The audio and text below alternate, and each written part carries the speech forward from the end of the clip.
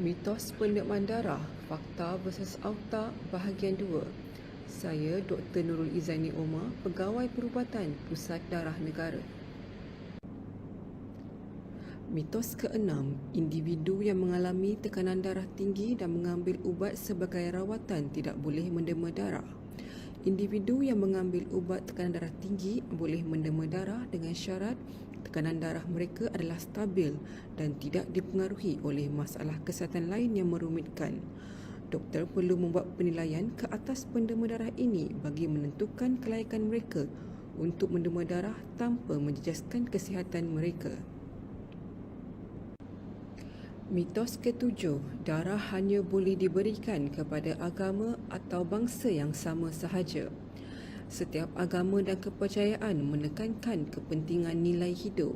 Setiap individu diwajibkan untuk melakukan sedaya upaya mereka demi menyelamatkan nyawa.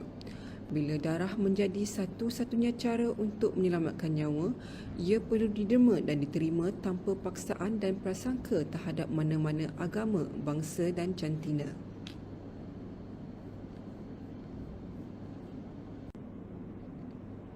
Mitos ke-8, mendema darah menyakitkan kerana menggunakan jarum yang besar. Rasa sakit dan takut melihat jarum adalah perasaan yang normal. Jika takut melihat jarum, anda disarankan untuk tidak melihat jarum ketika proses pendemaan darah dilakukan. Maklumkan kepada staf agar mereka akan mengalihkan perhatian anda kepada perkara lain. Ubat pelali juga akan diberikan bagi menghilangkan rasa sakit. Mitos ke-9, tidak boleh bersukan selepas mendema darah. Mendema darah tidak mengganggu kegiatan sukan atau aktiviti fizikal. Anda masih boleh melakukan aktiviti ringan ataupun senaman ringan selepas pendemaan darah. Anda cuma dinasihatkan untuk tidak mengangkat berat atau senaman berat dalam tempoh 24 jam selepas mendema darah. Mitos ke-10, darah boleh dihasilkan di kilang. Setakat ini, tidak ada lagi kilang yang dapat menghasilkan darah sintetik. Penghasilan darah sintetik masih lagi di dalam peringkat kajian.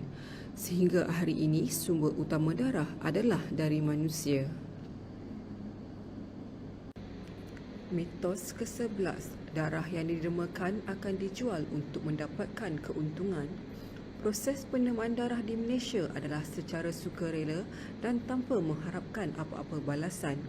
Darah diberikan secara percuma kepada pesakit yang memerlukan, sama ada di hospital kerajaan ataupun hospital swasta. Mitos ke-12, hanya lelaki sahaja perlu mendema darah. Lelaki dan perempuan boleh mendema darah asalkan memenuhi kriteria untuk mendema darah seperti berat badan melebihi 45 kg ataupun hemoglobin mencukupi untuk lelaki dan perempuan. Mitos ke-13, saya mendema darah untuk membuang darah kotor. Tiada istilah membuang darah kotor dengan cara mendema darah. Secara fisiologi, sel darah merah hidup lebih kurang 120 hari dalam badan dan akhirnya dibuang dari badan sama ada melalui najis ataupun air kencing. Sel darah yang baru akan dihasilkan oleh sumsum tulang untuk menggantikan sel darah yang lama.